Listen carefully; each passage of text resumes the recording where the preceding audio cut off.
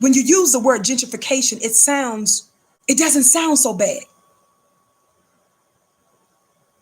But may I tell you that gentrification, after I get ready to read you this technical definition, the only thing I want you to remember after I give you this technical definition, that this beautiful urban planning scholar by the name of Stacy Sutton, who teaches at Columbia University, all I need you to remember, and put this hashtag in the chat, is property theft. That's all you need to remember. It's land theft. It's property theft. That's what gentrification is. Gentrification is a highfalutin word. Oh, that's my Mississippi coming out. What y'all know about highfalutin? Gentrification is a highfalutin word. It's a fancy word for property theft. In other words, she's saying that some of these areas might be what? Dilapidated, right? They might not be in the best condition, either privately by the individual owners, but certainly also what? Publicly by what? The particular city and local governments that have jurisdiction and are responsible for the neighborhoods, right? Listen. She says that they tend to, when they invest in or move into these low-income areas, she says that they capitalize on the low property values. Are you with me? This is a place for intelligent Black people.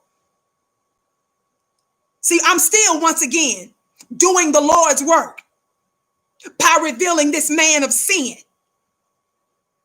This man of sin operates subliminally. And I'm getting ready to tell you why they operate oftentimes subliminally. It's a principle I want you to listen to. I'm reading this excerpt from The Great White Hope, Thomas Edsall, Edsall, Thomas Edsall of the New York Times.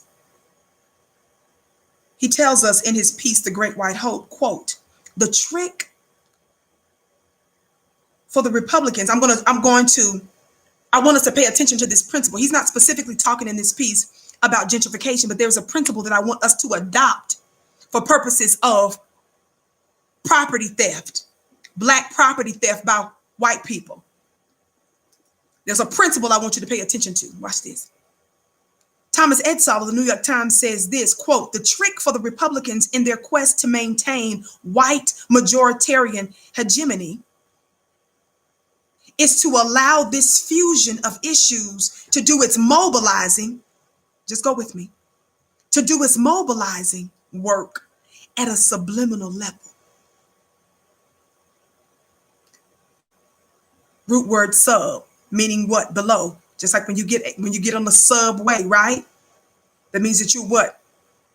Riding transportation that's what? Underground. You're in a submarine. That's what? An enclosed marine vessel. That's what? Underground. Is that right, family? Subliminal, below the surface, right? In other words, covert. In other words, sneaky. Is to allow this fusion of issues to do its mobilizing work at a subliminal level without triggering widespread resistance to explicit manifestations of bias and race prejudice. In other words, watch this. The reason why a lot of the other white people who are themselves also racist, like Donald Trump, the reason why they're mad at Donald Trump is because he is an explicit white supremacist. He's not maintaining the undercover element of white supremacy. They're mad at Trump because they're trying to say, Trump, you're causing unnecessary, we're having a lot of unnecessary loss, Trump. Too much attention is on our secret plans because you are not doing your white supremacy undercover like the rest of us. They're not mad at Trump because he's a racist. They're mad that he's an open racist. They're mad that he's not keeping the secret. And what did we just learn? That the reason why a lot of your modern white supremacists choose to do their work subliminally is to what? Is to what, family? To do what? It's so that they don't trigger widespread resistance. Donald Trump's open racism and those of his ilk and those similar to him, It's clear to the unsuspecting person that he's a racist. That's what's triggering this open rebellion and this resistance that we're giving them. But as long as they kept it undercover, you didn't see us in the streets, but it was still working. It was just working at a slower, more gradual, God today, pace. Somebody say, but thanks be to God for the divine work of the God who's assisting us to reveal this open enemy, to expose this open enemy. The more this open enemy is revealed, God today, the more we're able to recognize this kind of a man that's been masquerading as a man. God, today, this mankind, this kind of a man, this mankind, this kind of a man that's been masquerading as a man, but that's been manifesting the traits that I've taught you from John 8 and John 10, one that lies because the devil is a liar, John chapter 8, and that thief, that enemy that has three traits, John chapter 10, that still kills and destroys. What other people on the planet is known for what? Lying, stealing, killing, and destroying. When you recognize that they've been masquerading as a man,